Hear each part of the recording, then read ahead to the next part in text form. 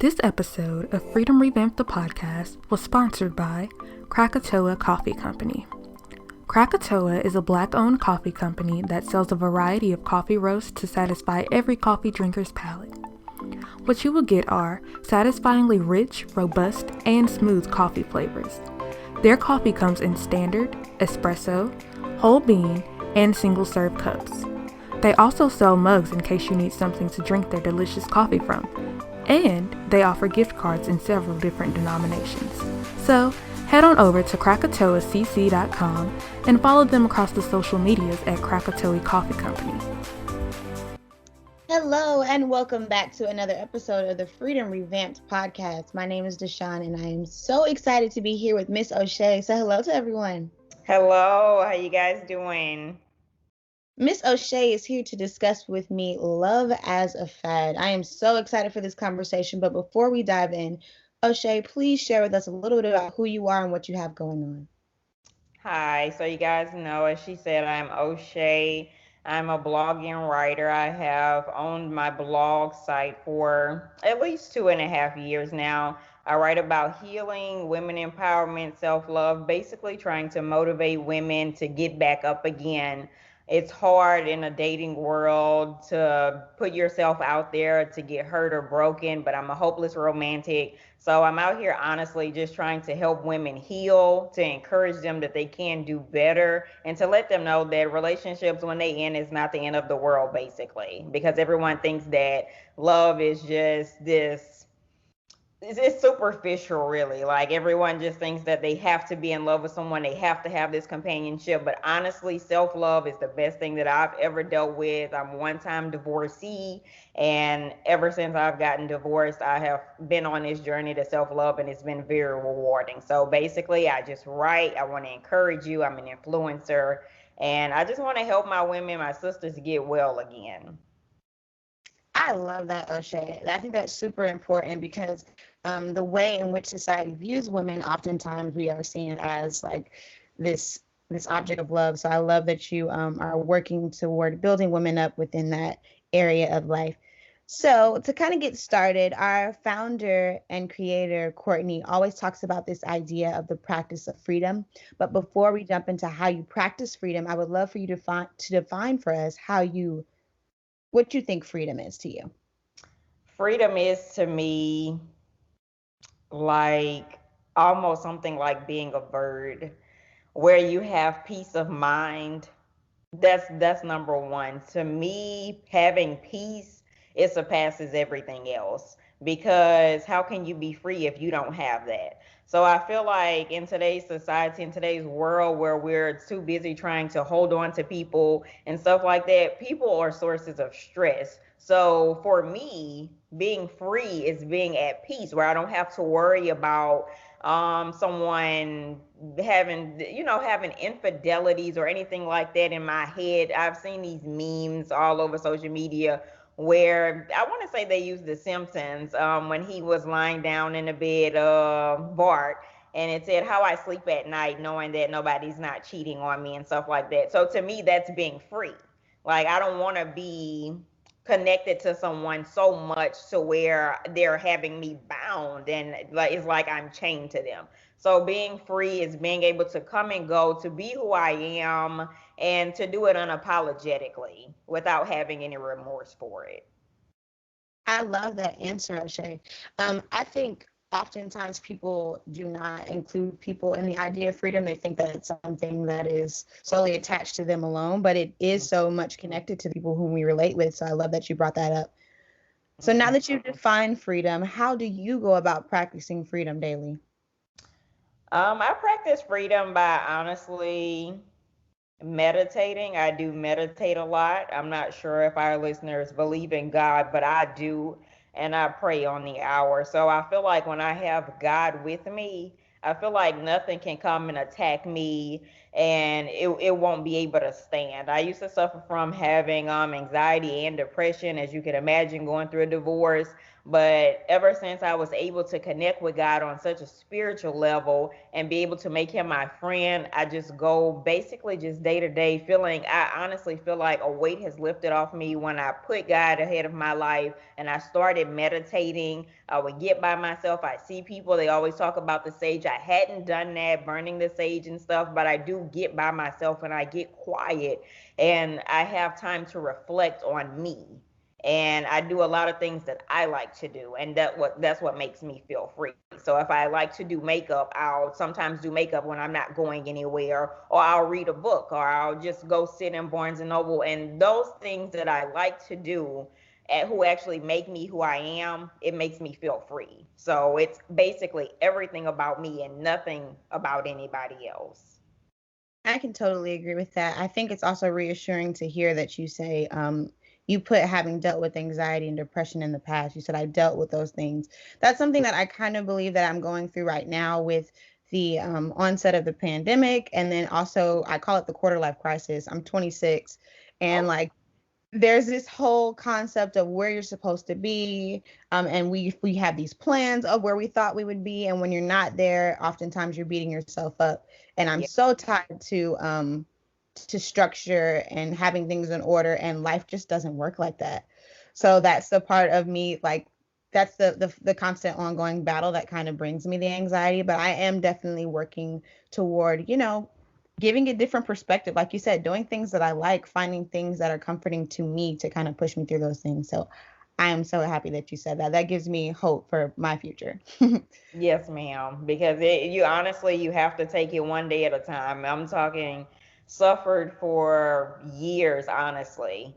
I can honestly say that it took a minute. And it is not to discourage you or anyone out there that's listening to this podcast. It's basically to encourage you that the days will get better, because they do. When I was in the midst of the storm and everything was chaotic and I couldn't see because it was so smoky, I thought that I would be suffering for much longer than I had. Now, granted, 3 years was a long time to have depression and anxiety as hard as I had.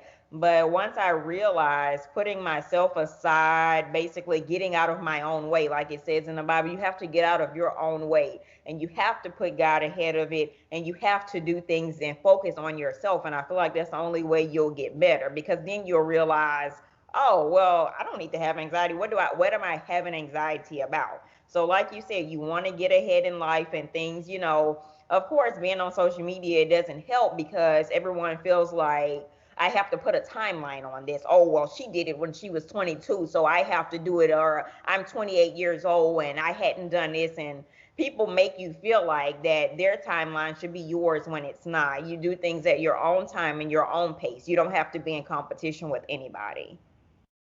I definitely agree with that. I think comparison is it's a shackle, so it kind of binds your freedom. I had talked about this with another guest, but there's often times where we allow comparison to restrict our well, honestly, to clear our vision. It ruins what we see and our perspective because we're so concerned about what other people are doing. I'm really big on this concept of light. And I think so often, because I'm also a believer in God. So when I look at like the way in which God shines his light into my life, sometimes I feel like that light gets obstructed. And the light is always there, but something might get in front of it, and then all of a sudden these moments of darkness which make me believe that there isn't any light. But I've seen the light before, so I know that once that obstruction has cleared, the light will shine on me again. So there's always this feeling of like, that's where the hope and the faith come in with our belief. Like, we know that the light is there. There are going to be obstructions, but once those things move, the light it'll revisit us. So I love that you gave that answer, and it's really, again, like I said, it instills hope in me for what my future will look like. So I'm really excited about that. So Yeah. let's go ahead and hop into this conversation. I am so excited to hear what you have to say, because love as a fad is something that I have brought up in conversations with friends. And, sometimes there's disagreement, sometimes there's agreement. So I just kind of want to hear what you have to say on the topic. So Okay. with the trend of like me and somebody's son or relationship goals, etc., there's all these things that people are seeing put out in the media that they're then allowing those things to have an effect on what their expectations of a relationship. What do you think, or what do you believe in regards to love having become a trend? I am with you wholeheartedly. I believe that it has become a trend, and like you said, having the conversations with friends. Honestly, sometimes I honestly don't care. I get into it with some of my friends, we bounce back, but my opinion is my opinion. I remember getting married in 2013, and imagine being that young as I was. I was 21, and I wasn't even on social media then, because guess what, social media was not going to tell me, oh, that's a wonderful thing for you to do. I didn't care about it being something for someone to be proud of, because it was something that I was proud of and my then husband was proud of. So we didn't feel the need to let everyone know when we got engaged, when we got married. We actually got on social media probably months after we had our first child. And when I got on there, that's when I expressed that I was married and things like that. So it wasn't a trend back then. But now, as I'm seeing over the years, it's almost like it's certain women, they're like, well, I have a husband, but they know the marriage is toxic. But because they have a husband, they feel like they're better than the woman that doesn't. And comparison really is the thief of joy.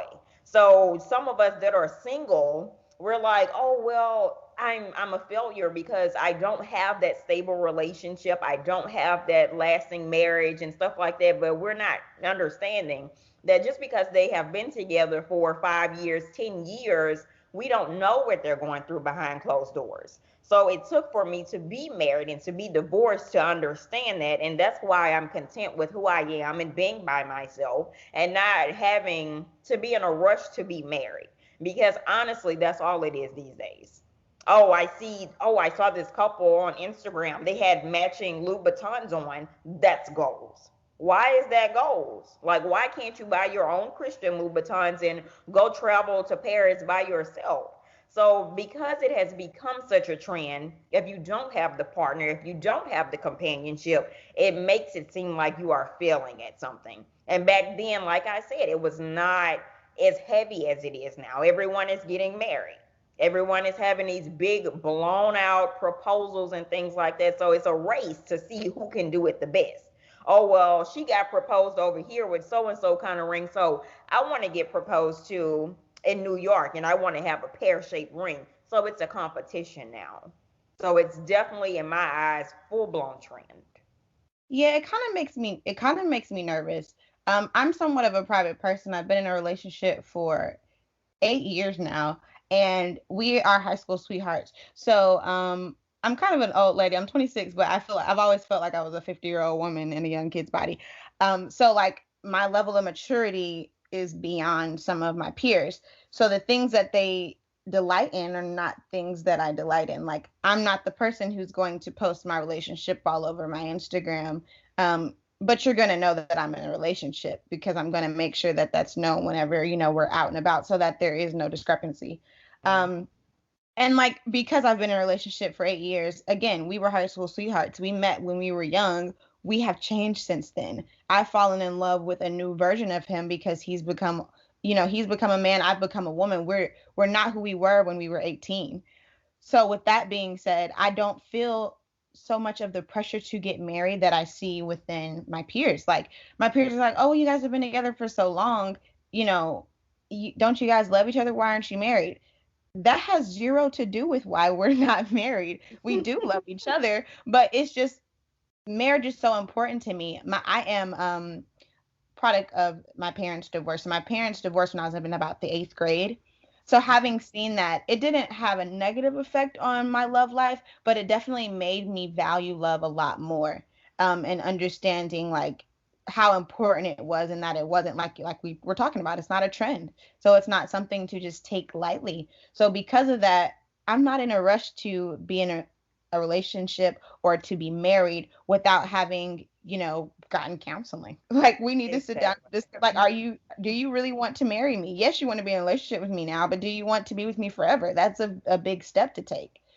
And again, like going back to what you talked about with all the things we see on social media has had an interesting effect on the way that we relate to one another because we can see everything. So seeing these proposals, like you said, it could be subtle comparison. Like, oh, she got a video for her proposal. My boyfriend proposed to me in private. That Mm-hmm. doesn't mean he loved you any less. That's what your relationship warranted. He thought that, privacy was more that was a more effective way to do it for you as opposed to a full-blown party that you saw for someone else. So I think that that's kind of tricky too. And then also these proposal videos, the engagement photos, everything is just like you said, it's so flashy. The matching Louboutins and the pictures and things like that, that all becomes really flashy. And it's not to say that those aren't things that that couple enjoys, but if another couple doesn't enjoy it, now they're questioning, is that something that we should be doing? Or whatever. So you really have to be content in your relationship to avoid getting caught up in these trends. Mm-hmm. So that was actually the next question. So I'm happy that we talked about that. Avoiding comparison in relationships. It's really hard to do because again, social media is showing you all of these things. I mean, movies are showing you things too. Like you said, I'm a hopeless romantic. I watch a lot of rom-com. Rom-com makes everything look fluffy and it's not. So what are some ways you think that we can avoid comparison in relationships? I honestly, for me, I would say, first of all, social media is not such a big thing to me. Although I do write, I take a lot of breaks from social media. If I see things that I started to not feel jealous about, but things that I kind of wish that I had, like sometimes I have had moments where I see people married now, and then I would think back, if just say for instance they're celebrating their 7th or 8th year anniversary, sometimes I would get in my feelings a little bit because of course I'm no longer married. So I would feel like I would have to get offline because I don't want to have these negative thoughts and emotions going on in my body, that I've took the time out to heal. So a lot of times I would definitely get off of social media. And basically, to be honest, you just really have to be mind strong, I feel like, because if you're not, being on social media will definitely hinder your growth. Like it will have you out here doing things that you don't even want to do just so you can look like the Jeffersons. And it's just not healthy to me. So honestly, I take breaks from social media a lot. And that has helped me. It has helped me a lot. I've actually been off of social media right now today for maybe about 3 weeks or longer. So, and it's not that I seen anything that I was jealous of or anything like that. I just feel like it'll consume you if you let it. So I feel like not being a part of it so much, it won't really have mind control over me like it does to a lot of people that have to wake up on Instagram or go to sleep on Facebook and they have to look the part, everything has to be perfect. So I honestly feel like if you just start taking time, like I said, if things could go back basically how they were when I was growing up, even um, I feel like it would be a whole lot better, honestly, because we didn't have all these devices. Like we weren't letting everybody know everything we were doing. We were really living our lives. So I feel like if maybe we could take a year off of social media, we probably could get back to our roots. But that is the major thing that I do. I would get offline because it's not that serious. These are people that I don't know. Half of them I would never meet in real life.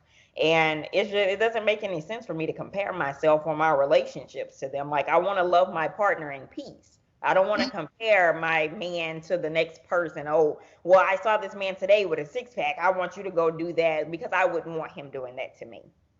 Amen to that. Amen to that. I think one of the key things that you said there was like going back to before the social media and just really being able to live. Living is like, I feel like living is a very hard thing to do right now in the midst of all like truly enjoying life without having to pull out your phone to make sure you document it. Or, like I've heard people say things like, if there wasn't a picture, did it really happen? Like things like that. Like, it's so funny how social media has like I said, affected the way in which we live. Like you can go, my boyfriend would always say like he hates going to concerts and not really being able to enjoy the concert experience because everybody around him has their phone up Yeah. recording And he's like, you go to certain festivals and you're really enjoying the vibes, everybody's singing with you, but then in this moment, like, everybody's got their phone up and they're not even really paying attention. And that's ridiculous, but that's what it has come to. Oh yes, definitely.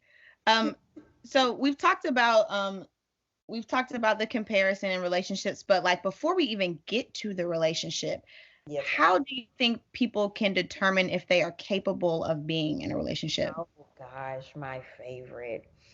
Oh, yes. So on my healing journey, and that's what started me with writing, I believe it is so imperative for people to know. When I tell you, I can't even give you a percentage, ma'am. I can even give you a percentage on the people that I have come across who have led me to believe that they are capable and they have the capacity in their hearts or in their minds that they can pursue a relationship is really ridiculous. Like, I honestly believe that, and I'm going to keep saying it, people just need to take time out for themselves, because guess what? You don't need to be defined by another person. When my ex-husband and I parted ways, I already knew in my head, being a hopeless romantic, girl, you're going to get out here, you're going to try and fall in love with everybody you meet because you just want that kind of love. And I had to make the adult decision at what, I was about 24 years old. I had to make the adult decision to say, well, girl, you're not going to date. You're going to take out a year and a half, because you're not going to want to bleed on anybody, because you don't want anybody to bleed on you. So when I learned how to differentiate things, and I'm putting things in boxes, and then I'm starting to learn, well, if somebody just got divorced, I don't want them coming trying to make me their home because they're not even healed. They're going to bleed on me. 10 out of 10, the relationship is not going to make it, because I'm going to be just a vibe for them. I'm going to be company, somebody that they can pass the time with, because they're still grieving. So I need people to understand that when you take the time out for yourself, you're not only helping you in the long run, you're helping everybody else. I had this guy who wanted to date me terribly. He understood that I had just went through a divorce. And I continued to ask him, why is it that you want to continue to pursue a relationship with somebody broken? And a lot of us, we don't like to admit that we are broken, because guess what? We don't want to seem weak. Oh, their relationship didn't destroy me. I'm good. I'm good. But you're crying every night when you're by yourself. So I feel like when we realize that we are human and that it's okay to hurt, because coming out of a long term relationship, just like the long term relationship you are in, if anything were to ever happen that made you guys part ways, you would be devastated. So I feel like when we come out of these long term relationships, or sometimes even short terms, because a lot of us have so much love to give, we give a whole lot of love in a short period of time. So I feel like once we come out of these relationships, I think we need to focus solely on ourselves. That way we are not bleeding on the next person that is innocent, that didn't do us anything. We can't just say that we're ready for a relationship just because we're out of one, because it doesn't work like that. You have to get yourself together. You have to get your thought process together. And you have to know, this person that I'm getting into this new relationship with, they're not going to be anything like I was in a relationship with this person that was before him or her. So I honestly think that a lot of people do not know when they're ready. I think they just jump into relationships because, what are we on here talking about today? Love is a fad. So we have to keep on moving. We have to find the next person, because we don't want to look like we're the problem. We have to have companionship. We have to make it look good on the surface. And I don't agree with it. I don't think it's healthy. I think it's very, very toxic, honestly, to be dragging someone to hell with you just because you want to be in a relationship just that bad. Oh my goodness.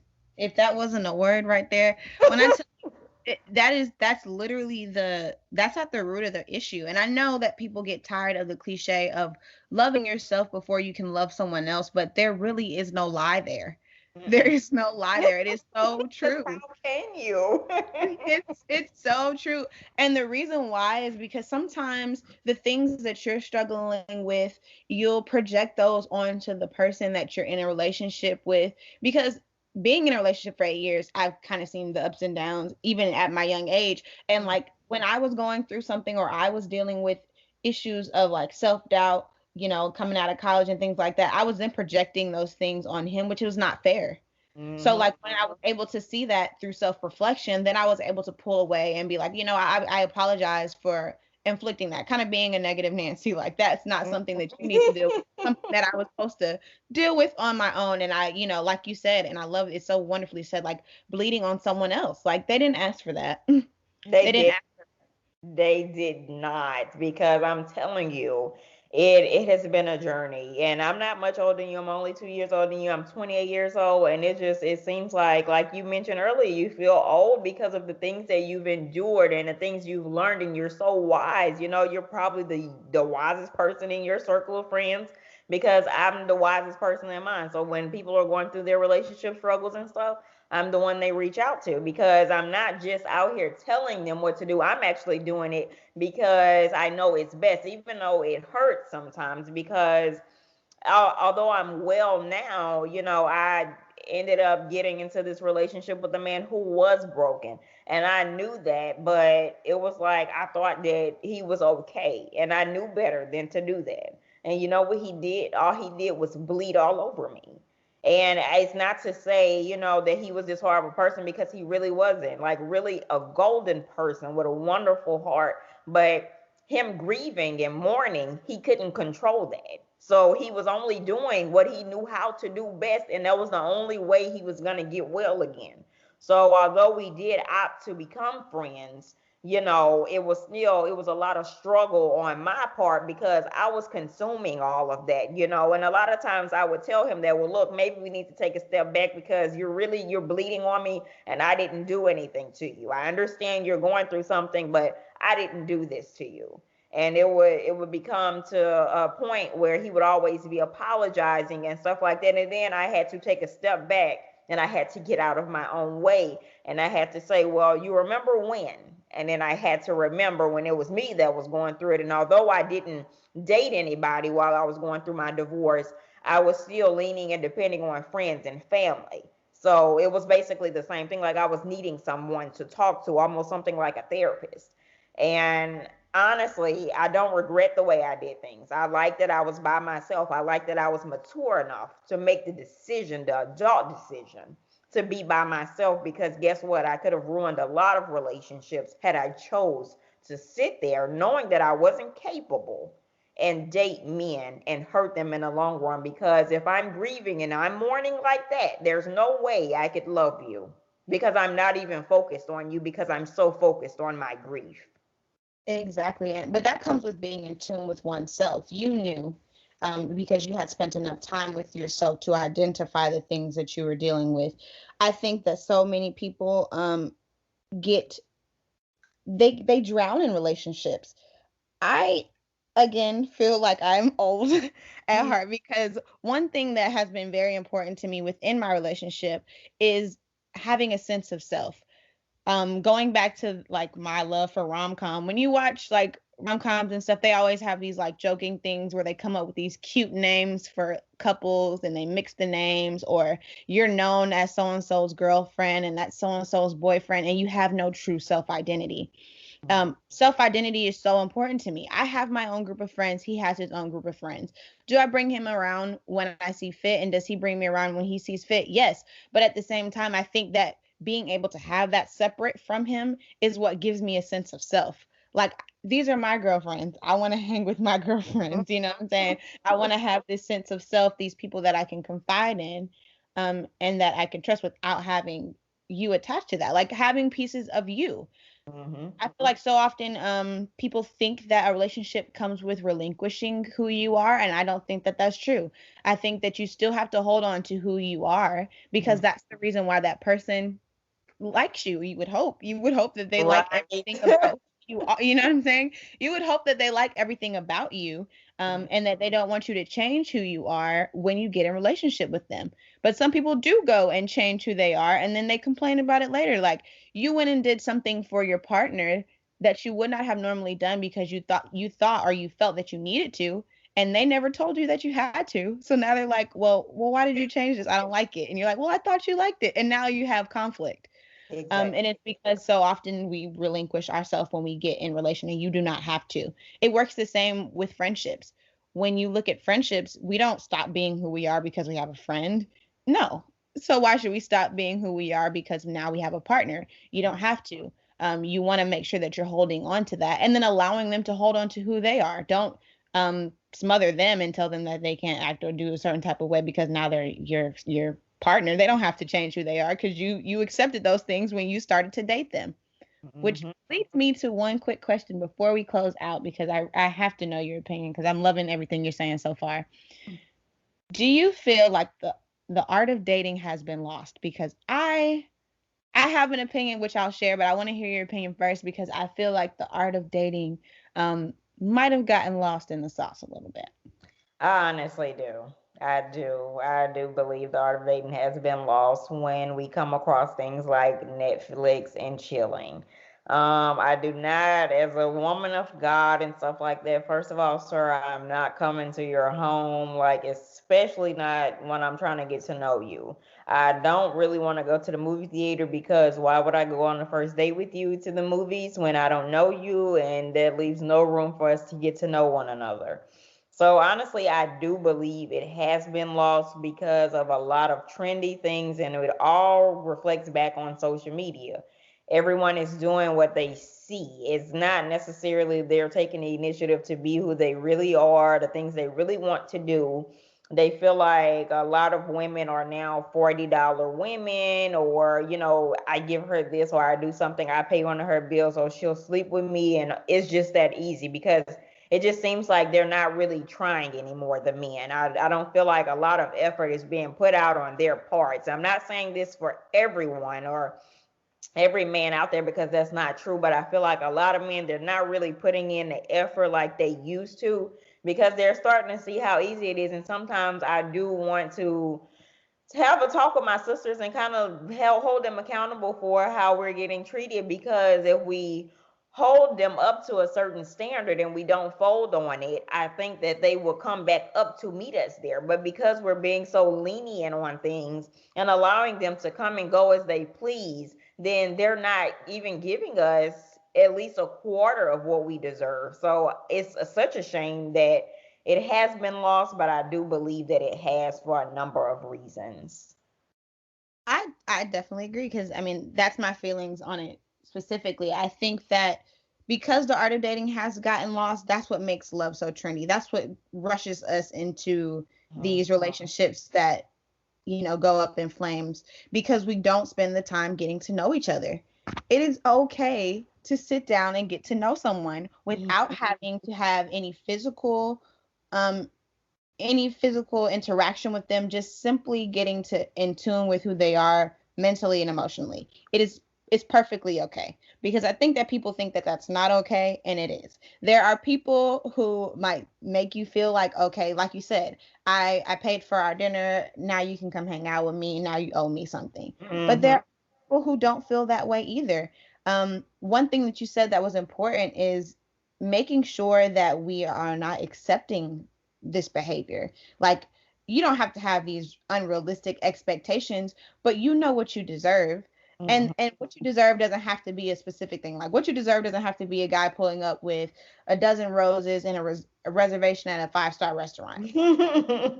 Because that might not be where his pockets are. He might be able to get you a Publix bouquet, which will be just as nice, and he might be able to take you to Longhorns, and you should be able to accept that because it's an effort toward getting to know you without asking you to come chill at his house, like you said. Do you understand? That is, I'm telling you, that's really important. Like, I love the points you made about the 5-star restaurants because those trendy memes with the me and somebody's son is typically something that's unattainable, like it's always these unrealistic goals. And not to say that there aren't men that do that, because in my last relationship, guy was, 6-figure man and stuff like that. But I'll tell you, our first date was not to a 5-star restaurant. Of course, probably everyone after the first one probably was, but it was okay for us to go have brunch and get to know one another. Like, we just honestly went to this small little restaurant, and so we got to know each other so well, had a bunch of laughs and stuff like that. And a lot of people think that because you carry yourself a certain type of way, that you have all of these unattainable acts, that you want these men to be able to have to accomplish, like, oh, you have to be in this tax bracket, or you have to have this kind of car. And I'm not that type of person. Like, I'm honestly very humble. I take care of myself, so it's not like I'm looking for a man, to sponsor me.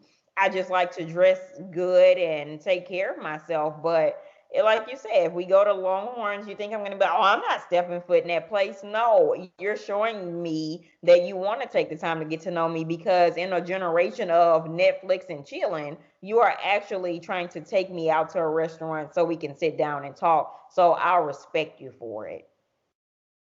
And I've had peers say that they would actually prefer that you take me somewhere where we can get to know each other. Like you said, don't take me to the movies, because we can't have a conversation at the movies. Mhm. Take me on a picnic, or take me to a restaurant, or let's just go for a hike, or whatever the case may be, somewhere where we can genuinely have a conversation, because that's how you get to know someone, through conversation. One of the other reasons why I say I feel like the art of dating has been lost is because, and this is just me being a woman, so I'm speaking from a biased perspective, but I think another thing that my peers fall victim to is committing to someone whom they're not in a relationship with.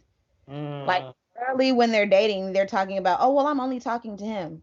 And I'm only like, you don't have to only talk to him. You don't have to commit to him. You can date. Dating, there's nothing wrong with dating multiple people at once if you can handle it. I always say that, because I do feel like there are people who get so emotionally involved with people very quickly that sometimes dating multiple people is not for them. But you don't have to commit to someone because they took you on a couple of dates. You don't you don't have to stop talking to everyone, or stop giving your number out, or stop allowing people to pursue you because one guy has taken you on a couple of days. Because what happens is you put all your eggs in one basket, and when he shows you something about him in this process of you getting to know him that you do not like, now you're devastated. But you all were never together. So you were expecting him to do for you things that only come from a relationship. So I think that's one of the main reasons why I argue that the art of dating has been lost, because I I look in fear at my peers who are trying to find their spouse right now, but they're moving that way. That's not the way to move.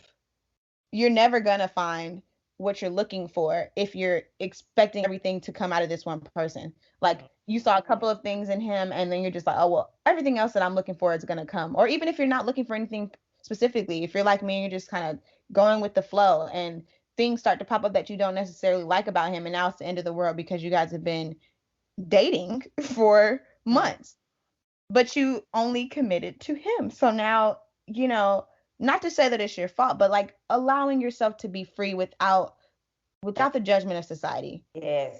You're not being promiscuous because you decide that you want to date Steve on Monday and you want to go out with Devin on Friday. Oh, and then Marcus is going to pick you up for brunch on Sunday. You're not promiscuous because you want to do these things. It's literally you trying to figure out, what it is you like in a man. That's another way you find out, by seeing the things that could potentially be the traits of a mate.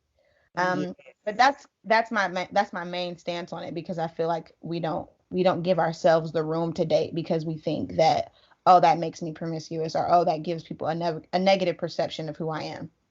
I absolutely love it. That entire response was exactly what I have been preaching for a while. I have had guys tell me that is trifling. That is not that's not how you do it. I'm sorry.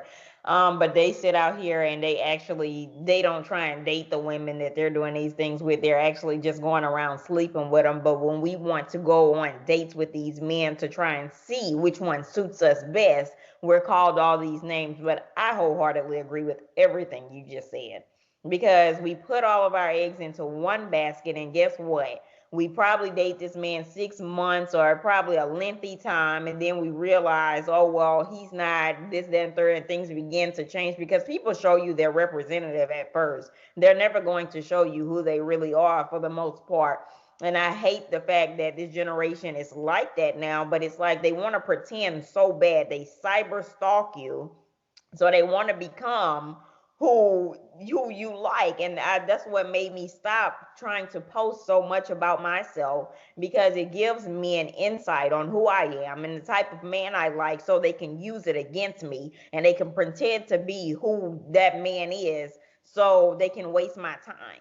And I honestly believe in everything you said. I have a friend that's like that. She dates all sorts of men and nothing is wrong with it. She gets what she gets out of it. She gets experiences. She gets to go to these nice restaurants. She gets to go on vacations that are paid for. And guess what? If she doesn't want to call you again, she doesn't have to, because it's not a commitment. She didn't sign up for anything. She's just trying to go out and have a good time with these men. But they'll call us names and they'll say that we're promiscuous, just like you said. But honestly, I believe that that is the best way to be in 2021, 20. I'm sorry. I think that at this point in time, we have to do that, because when the mask falls off and your representative is no longer available, then what am I going to be stuck with after that? So I honestly think that we date around, we find out who's best for us, who's suitable for us, and who we can tolerate the most, and then we can go from there. I agree, and I think that if we can allow ourselves or give ourselves, I hate to be punny, but give ourselves the freedom to Mhm. date in that way, then we might, there's a lot that we could be missing out on, about ourselves and about the people that we are in relation with. So as we close, O'Shea, this has been an amazing conversation. You've given some great insight, and I'm so excited that we were able to discuss this. But I would really like for you to share with everyone how they can continue to follow you and your blog and what it is that you're doing, because you have some great things to say and they can't miss out on it. Okay, yes, ma'am. I sure appreciate it. And I'm on Instagram, guys, underscore Shayla Ricks. I'm on Facebook with my government name, O'Shea Ricks. You guys can follow the blog. I mostly post the blog there because it's easier. I have in my bio, my link is attached in my bio on Facebook, but you guys can follow me on Instagram and Facebook because I do post on both. And I would like you guys to take a look at the blogs that I have posted, and because I know one of them circulated a whole lot. The latest one about stop telling men your past traumas, because you're basically giving them insight on how to basically abuse you. So if you guys want to take a look there, it's a whole lot of blogs that I have written there over the couple of years that I've established it. And I just want to help you guys. If you guys need anything, you can reach out to me. You can personal message me, DM me, whatever it is, and I'll respond back to you. Awesome. So thank you again, O'Shea. Guys, I just followed her, and let me tell you, beauty and brains, okay? Beauty and brains. She has so much to offer, so don't miss out on what she's doing on her blog, and make sure you stay abreast. Again, thank you, O'Shea, for your time today. Say goodbye to the people. This has been an amazing conversation, and I look forward to possibly continue this conversation with you in the future. Yes, ma'am. Been a pleasure. Thank you guys for listening, and you guys have a good one. All right, everyone. This concludes episode 7 with Miss O'Shea. And remember to always practice freedom. Take care.